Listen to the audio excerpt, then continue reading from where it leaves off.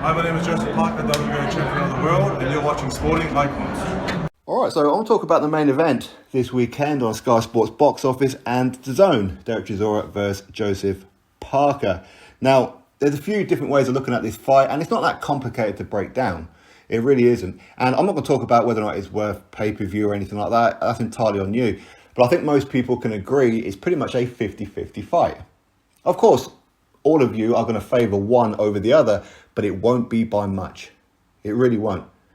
But when it comes down to it, what's going to happen? Does it matter that Derek Chisora has brought in Buddy McGirt as part of his training team? Does it matter that Andy Lee has just joined the training team of Joseph Parker? Now, I do think if we're going to see any kind of style change, it's probably going to be from Joseph Parker. Derek Chisora has been doing the same thing for far too long. He ain't going to change. He's going to come forward and just throw leather. He's going to eat a few shots and he's going to be okay with it eating a few shots. It's not that difficult to work out that Joseph Parker is going to be on the back foot using the jab. That's what he does. But I think how this fight goes will be entirely dependent on Joseph Parker. Because we know what it is that Derek Chisora is going to bring. What we don't know is what Joseph Parker is going to bring. Now, Joseph Parker, he's had this dog in him, this aggressiveness for most of his career. But ever since he won the WBO World Heavyweight title, he seemed to have lost it. He seemed to be quite a passive fighter. Like, he wasn't being nasty anymore. And I think that's pretty much where he lost his edge. Can Andy Lee bring out that nastiness? Because he's going to need that nastiness to fight Derek Chisora. He's going to have that spite. He's going to have to fight fire with fire at times, especially when you look at how, say, Dillian Whyte, of course, that's a common opponent between Derek Chisora and Joseph Parker. But Dillian Whyte bullied Joseph Parker. It wasn't the fact that he was a front foot fighter and had Joseph Parker on the back foot the whole fight. It wasn't that. It was the fact that every time that Dillian Whyte got close, he will lean all over him.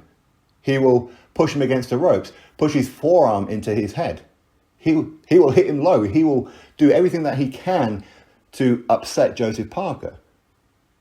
Push the boundaries of what you're allowed to do in the boxing ring and what you're not.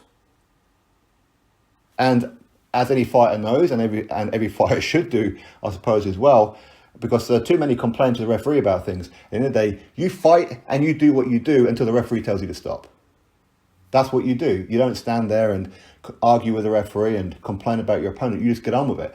That's something that, while Joseph Parker wasn't necessarily arguing with the referee, he looked like he was getting mentally destroyed against Dillian Whyte. Sure, he came on strong in like the last couple of rounds, and of course he had Dillian Whyte down and out on his feet in the final round. But with Derek Chisora, he's going to continue to come forward. Joseph Parker can take being on the back foot. He's a very, very good back foot fighter. We saw that when he fought Andy Ruiz Jr. We saw that when he fought Carlos Takam. They're both pressure fighters. Derek Chisora is a pressure fighter. But the difference is, Derek Chisora, if people think that maybe Joseph Parker, he kind of mentally fell apart or didn't really know how to handle the fact that Dillian Whyte was fighting a little bit dirty, well, how's he going to handle Derek Chisora? He does fight dirty. It's no coincidence that pretty much every fight that Derek Chisora has, there's a shot to the plums going on. Okay, he's hitting low. It's no coincidence. You can't put it down to being accidental. He does this. In the clinches, he will go in with a head. How's Parker going to cope with that? And I think that's why I said on the opening of this video that how this fight goes depends on Parker. And I know a lot of people are saying how Derek Chisora, he's going to knock out Joseph Parker. Of course that can happen. It's heavyweight boxing.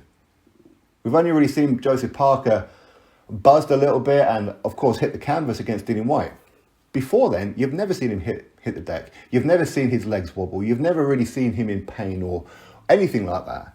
In fact, you don't really see Joseph Parker's face really mashed up at all, do you?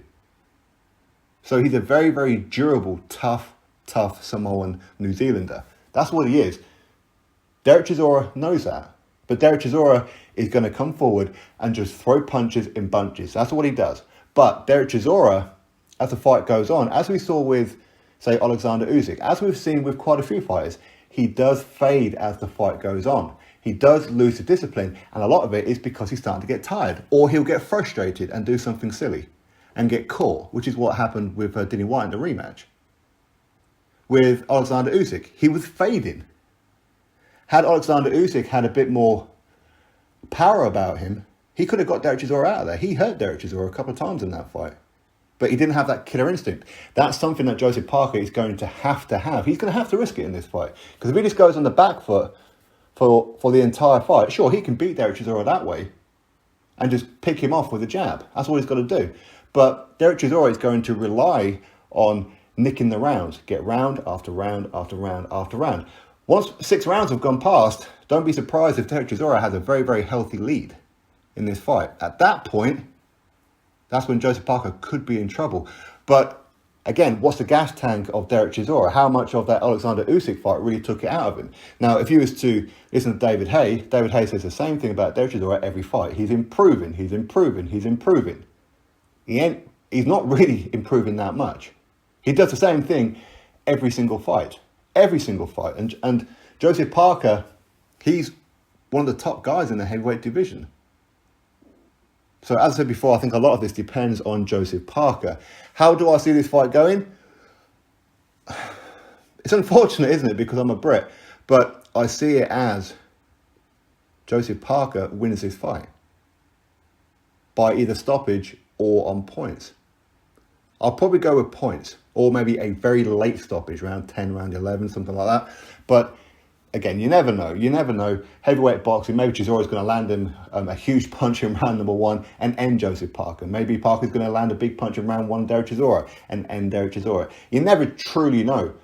But I think I just about favour, based on styles and based on how each of these fighters handle certain situations with the pressures and the punch resistance, I think you've got to go with Joseph Parker in this fight.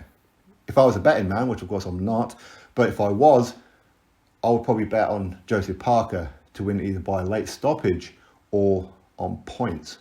But hey, you never know. You never know. This fight is very, very intriguing. Anyway, drop your thoughts below, click thumbs up, subscribe, catch you all in the next video.